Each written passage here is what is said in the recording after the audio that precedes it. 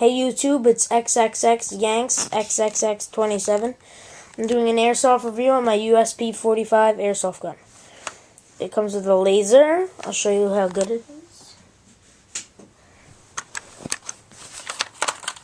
Sometimes after you cock it, you have to shake it.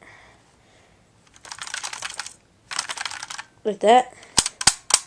So, pretty good laser. It actually feels like metal. I bought the gun at Target for $10. It holds a 15-round magazine that looks like it can be a metal type, but it's really hard plastic.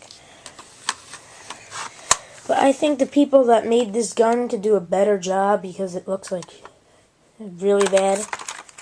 But the only good part I like about this gun is the laser and the extra long handguard.